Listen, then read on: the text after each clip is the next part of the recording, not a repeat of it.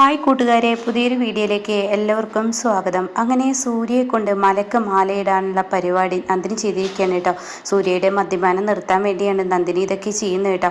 അങ്ങനെ ഒരുപാട് നാളുകൾക്ക് ശേഷം സൂര്യക്ക് വീണ്ടും മദ്യപിക്കണമെന്ന് തോന്നുകയാണ്. ആ സമയം നന്ദിനി ഒരു കളി കളിക്കുകയാണ്. അവിടെ മണി മാലയിട്ടത് കൊണ്ട് തന്നെ നന്ദിനി മണിയെ കൊണ്ട് സൂര്യക്ക് മാല ഇടിയിപ്പിക്കുകയാണ് കേട്ടോ. ഇതേ സമയം സൂര്യ അത് അഴിക്കാൻ നോക്കുമ്പോൾ എനിക്കെന്തെങ്കിലും ആപത്ത് വരും, അതുകൊണ്ട് അത് അഴിക്കണ്ട എന്ന് പറയുന്നുണ്ട് കേട്ടോ.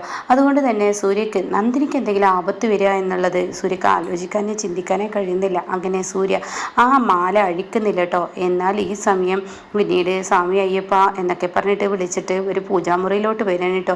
ഇതേ സമയം ഈശ്വര ഇതെന്താ ഇവിടെ ഇങ്ങനെ ഒരു വിളി, ആ മണി മാലയിട്ടത് കൊണ്ടാണ്, അപ്പോൾ സൂര്യയുടെ ശബ്ദമാണല്ലോ അത് കേൾക്കുന്നത്. അങ്ങനെ പറഞ്ഞിട്ട് പത്മയും അതുപോലെ യതീന്ദ്രനും ഇന്ദ്രജയും വേദയും വിജയൊക്കെ താഴോട്ട് വരാൻ കേട്ടോ. അവരെ എല്ലാം ഞെട്ടിപ്പിച്ച ഒരു കാഴ്ച, സൂര്യ മാലയിട്ടിരിക്കുന്നു. ഈശ്വര, തനിക്ക് ചിന്തിക്കാൻ പോലും കഴിയുന്നില്ല. സൂര്യ മാലയിട്ടത് ആലോചിക്കുമ്പോൾ തൻ്റെ ഉള്ളിൽ വല്ലാത്തൊരു സന്തോഷം തന്നെ പത്മക്ക് തോന്നുന്നുണ്ട് കേട്ടോ.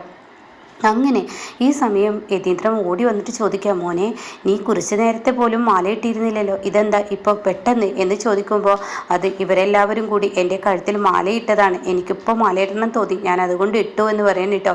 അങ്ങനെ ഈ സമയം എന്തായാലും ആയിക്കോട്ടെ. അങ്ങനെ നന്ദിനി പൂജാമുറിയിൽ കയറുന്നു. പിന്നീട് അതിൻ്റേതായ ആ കാര്യങ്ങളൊക്കെ ചെയ്തതിന് ശേഷം എല്ലാവർക്കും മുന്നിൽ പ്രസാദം കൊണ്ടുവരികയും സൂര്യ പ്രസാദം തൊടുകയും പിന്നീട് പത്മ പോലും അത് മേടിക്കുന്നുണ്ട് കേട്ടോ.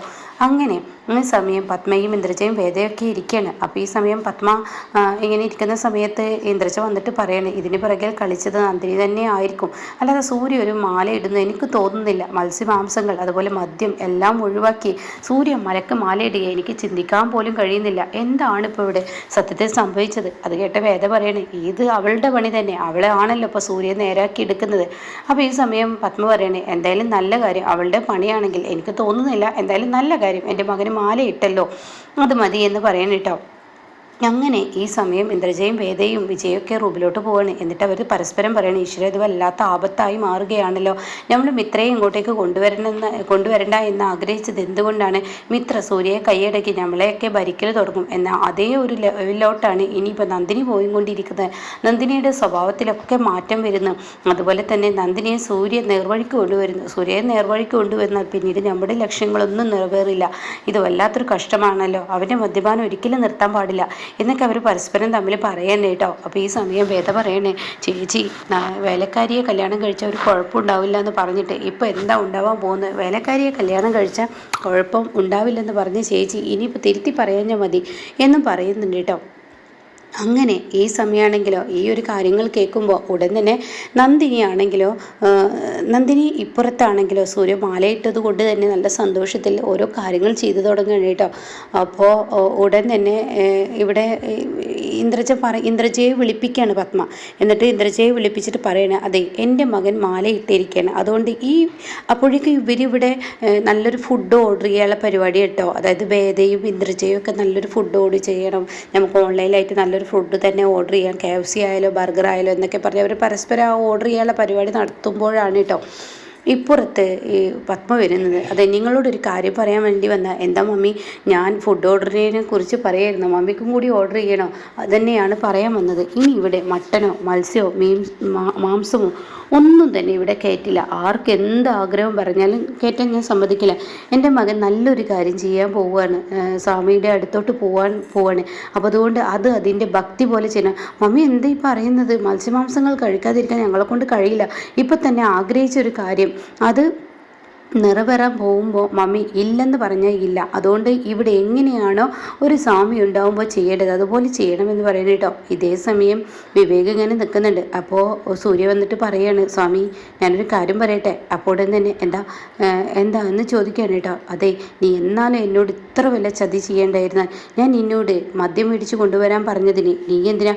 അതേ, അത് കേട്ടോടെ തന്നെ വിവേക് പറയണേ, സൂര്യസ്വാമി ഞാനൊരു കാര്യം പറയട്ടെ എന്ന് പറഞ്ഞിട്ട്, അയ്യോ സ്വാമി ഞാനൊരു കാര്യം പറയട്ടെ, പിന്നെ മാലയിട്ടിട്ട് ഞാനൊരു കാര്യം പറയുന്നത് കേൾക്കണം. മാലയിട്ട് ഇങ്ങനെയുള്ള ചിന്താഗതികൾ എന്തെങ്കിലും ചിന്തിച്ചു കഴിഞ്ഞാൽ മാലയിടാൻ കാരണക്കാരി അങ്ങനെ നന്ദിനിയാണല്ലോ. അങ്ങനെ നന്ദിനിയാണെങ്കിൽ നന്ദിനിക്ക് അത് ദോഷം ചെയ്യുക.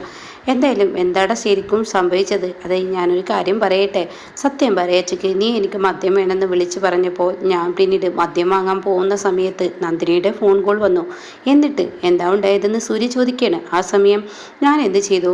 നന്ദിനിയുടെ ഫോൺ കോൾ വന്ന പാടെ നന്ദിനിയോട് വിവരങ്ങൾ തിരക്കിയപ്പോൾ നന്ദിനി എന്നോട് പറഞ്ഞു, ഇത്രയും നാളും കാലിൽ മുറിവേറ്റ് ആ അപകടം പറ്റിയതിൽ പിന്നെ സൂര്യ സാർ കിടപ്പായിരുന്നു. അതുകൊണ്ട് മദ്യം തൊടാത്ത സൂര്യ സാർ ഇപ്പോൾ 1.5 മാസമായി മദ്യം തൊടാതെ ഇരിക്കുന്നത്. ഈ സമയം സൂര്യ സാർ മദ്യം തൊടാത്ത സൂര്യ സാർ വീണ്ടും ഒരു മദ്യം തൊട്ട് കഴിഞ്ഞാൽ സൂര്യ സാർ അതിന് അഡിക്റ്റ് ആവാൻ പാടില്ല. അതുമാത്രമല്ല, പത്മയുടെ മുഖത്ത് അടിക്കുന്ന തൻ്റെ അമ്മയോട് ദേഷ്യപ്പെടാൻ വേണ്ടിയാണ് മദ്യത്തിൻ്റെ സഹായം തേടുന്നത്. അപ്പോൾ അത് ഒഴിവാക്കാൻ ഏറ്റവും നല്ലൊരു കാര്യം മാലയിടലാണ്. അതിന് നീ എനിക്ക് കൂട്ടു നിൽക്കുമോ? ഏട്ടൻ കൂട്ടു നിൽക്കണം, ഏട്ടൻ അത് വാങ്ങിക്കൊണ്ടുവരണം എന്നൊക്കെ എന്നോട് അവൾ വിളിച്ച് പറഞ്ഞപ്പോൾ ഞാനിങ്ങനെ ആലോചിച്ചു. അപ്പോൾ അതിൽ നല്ല കാര്യം നന്ദിനി പറഞ്ഞതാണെന്ന് എനിക്ക് തോന്നി. പിന്നീട് ഞാനൊന്നും നോക്കില്ല, നന്ദിനി പറഞ്ഞത് ഞാൻ അങ്ങ് ചെയ്തു എന്ന് പറയാൻ കേട്ടോ. ഇതേ സമയം സൂര്യ പറയണേ, നിന്നെയൊക്കെ എന്താ വേണ്ടതെന്ന് എനിക്കറിയാം, പക്ഷേ ഈ മാല ഇട്ടതിൽ പിന്നെ, ഈ മാല എൻ്റെ കഴുത്തിൽ വന്നതിൽ പിന്നെ എന്തൊക്കെയോ ഒരു വ്യത്യാസം എന്നിൽ വരുന്നത് പോലെ എനിക്ക് ഈ മാല ഇട്ടപ്പോൾ വല്ലാത്തൊരു ആനന്ദം എൻ്റെ മനസ്സിൽ കടന്നുകൂടുന്നു, വല്ലാത്തൊരു സുഖം, മനസ്സും ശരീരവും ഒക്കെ വല്ലാത്തൊരു എനർജി കിട്ടുന്നത് പോലെ. അതുവരെ എനിക്ക് മദ്യം കുടിക്കാഞ്ഞിട്ട് ഞാൻ ബുദ്ധിമുട്ടുകയായിരുന്നു. പക്ഷേ എൻ്റെ അമ്മയോട് 4 പറയണം, പ്രതികരിക്കണം എന്നൊക്കെ ഒരു വാശിയായിരുന്നു. പക്ഷേ അത് ഉണ്ടായില്ല എന്ന് പറയണിട്ടോ. പിന്നീടാണെങ്കിലോ ഇത് കേട്ട ഉടനെ തന്നെ വിവേക് പറയണേ, ഇതാടാ മാലയിട്ടാൽ ഭക്തിയുടെ നേർമാർഗത്തിൽ നടന്നു കഴിഞ്ഞാൽ തീർച്ചയായും നമുക്ക് അതിൻ്റേതായ ഒരു ഫലം കിട്ടും, അതിനെ മനസ്സിലാക്കണം എന്നൊക്കെ ഇങ്ങനെ പറയുന്നത് കേട്ടോ. അപ്പോൾ സൂര്യ പറയണത് അതെനിക്ക് നന്നായി മനസ്സിലാവുന്നുണ്ട്, എന്തായാലും നന്ദിനി ചെയ്ത നല്ല പ്രവൃത്തി തന്നെയാണെന്ന് വിവേകും പറയുന്നുണ്ട് കേട്ടോ. പിന്നീട് കാണിക്കുന്ന ഇന്ദ്രജ, വേദ അവരൊക്കെ പിറ്റേ ദിവസം രാവിലെ എണീറ്റ് വരികയാണ്. അവരുടെ അകത്തിടുന്ന ചെരുപ്പ് കാണുന്നില്ല. അവർ മൊത്തത്തിൽ തിരഞ്ഞു നടക്കുകയാണ്. ഇത് എൻ്റെ ചെരുപ്പ് കാണുന്നില്ലല്ലോ. അപ്പോൾ ഇന്ദ്രജ പറയാ, എൻ്റെയും കാണുന്നില്ലല്ലോ. അപ്പോൾ വിജയ് പറയാം, എൻ്റെയും കാണുന്നില്ലല്ലേ, ഈ വീട്ടിലെ ചെരുപ്പുകളെല്ലാം എങ്ങോട്ട് പോയി എന്നൊക്കെ പറഞ്ഞിട്ട് അവർ ഓരോ ഭാഗത്ത് തിരയുമ്പോഴൊന്നും ചെരുപ്പ് കാണുന്നില്ല കേട്ടോ. അങ്ങനെ അവർ മുറ്റത്തോട്ട് ഇറങ്ങിയപ്പോൾ സിറ്റ് ഔട്ടിൽ എല്ലാ ചെരുപ്പുകളും അടക്കി വെച്ചിരിക്കുന്നതായി കാണാണ്. ഇത് കാണുന്നതിനോടുകൂടി ഉടൻ തന്നെ നന്ദിനി എന്ന് പറഞ്ഞിട്ട് ഇന്ദ്രജ വിളിക്കുകയാണ്. അപ്പോഴേക്കും നന്ദിനി അങ്ങോട്ടേക്ക് എത്താണ്. നമ്മുടെ ചെരുപ്പെല്ലാം ചേച്ചി ഇവിടെ ആര് കൊണ്ടുവച്ചു, അത് തന്നെ അതറിയണം. അപ്പോഴേക്കും നന്ദിനി അവിടെ എന്താ ഞങ്ങളുടെ ചെരുപ്പ് ഇവിടെ ആര് കൊണ്ടുവച്ചു? ഞാനാണെന്ന് നന്ദിനി പറയാൻ കേട്ടോ. അത് കേട്ടോടെ തന്നെ, നീ ആരടി ഇവിടെ ചെരുപ്പ് കൊണ്ടുവന്ന് വെക്കാൻ? ഞങ്ങളുടെ ചെരുപ്പ് നീ എന്തിനാടി ഇവിടെ ഇട്ടിരിക്കുന്ന? അകത്തിടുന്ന ചെരുപ്പല്ലേ? അത് കേട്ടോടെ തന്നെ നന്ദിനി പറയണേ, ഇവിടെ ഒരു സ്വാമിയുണ്ട്, സ്വാമിയുള്ളപ്പോൾ സ്വാമിയുടെ ഭക്തിയിൽ പോകണം, അതുകൊണ്ട് ചെരുപ്പുകളൊന്നും അകത്ത് ആരും ഇടാൻ ഇനി ഞാൻ അനുവദിക്കില്ല. അത് കേട്ടോടെ തന്നെ ഇന്ദ്രജ പറയണേ, എന്ത് നീ ഞങ്ങളെ അനുവദിക്കില്ലെന്ന? നീ എന്തടി വിചാരിക്കുന്നത്? നീ ഈ വീട് മൊത്തം ഭരിക്കാന്നോ? അയ്യോ, എനിക്ക് അങ്ങനെയൊന്നും ഒരു ആഗ്രഹമില്ല. സൂര്യ സാർ മാലയിട്ട ആ മാല ഇടുമ്പോൾ അതിൻ്റേതായ ആ ഒരു ഭക്തിയോടുകൂടി കാര്യങ്ങൾ ചെയ്യണം, അല്ലെങ്കിൽ അത് ഈ വീടിനും സൂര്യ സാറിനും തന്നെ തിരിച്ചടിക്കും. അത് പാടില്ലെന്ന് കരുതിയാണ് ഞാനിതൊക്കെ ചെയ്യുന്നത്. എടി നീ ആരടി എന്ന് പറയുമ്പോഴേക്കും സൂര്യ അങ്ങോട്ടേക്ക് വന്നു കേട്ടോ. സൂര്യ ചോദിക്കുക, എന്താ ഇവിടുത്തെ പ്രശ്നം? അത് കേട്ട ഉടൻ തന്നെ സൂര്യ എന്ന് പറഞ്ഞ് വിളിക്കുമ്പോൾ ഉടൻ തന്നെ സൂര്യ പറയാം, സൂര്യ എന്നല്ല സ്വാമി എന്ന് വിളിക്ക്. അപ്പോൾ അത് കേട്ട ഉടനെ വിജയ് ആ സ്വാമി. അപ്പോഴേക്കും ഇന്ദ്രജയും അങ്ങോട്ടേക്ക് വരികയാണ് കേട്ടോ. അപ്പോൾ ഉടൻ തന്നെ സൂര്യ എന്ന് പറഞ്ഞ് വിളിക്കുകയാണ്. ഇന്ദ്രജ സ്വാമി എന്ന് പറഞ്ഞ് വിളിക്കുകയാണ്. അതെ, ഞങ്ങൾക്ക് ചെരുപ്പ് അകത്തിടുന്നതാണ്, ഞങ്ങൾക്ക് ചെരുപ്പിടല്ലാതെ ഒരടി നടക്കാൻ കഴിയത്തില്ല. അപ്പോൾ നന്ദിനി പറയണേ, ഇവിടെ മാലയിട്ട് കഴിഞ്ഞാൽ സ്വാമി ഉണ്ടെങ്കിൽ തീർച്ചയായും അത് അതിൻ്റേതായ ഭക്തിയോട് കൂടി നടക്കണം, വീട്ടിലെ ചെരുപ്പിടാനോ അങ്ങനെയൊന്നും പറ്റത്തില്ല, അതുകൊണ്ടാണെന്ന് പറയും കേട്ടോ. ഇത് കേട്ട ഉടനെ സൂര്യ പറയണേ, നന്ദിനി സ്വാമി പറഞ്ഞത് കേൾക്കണം.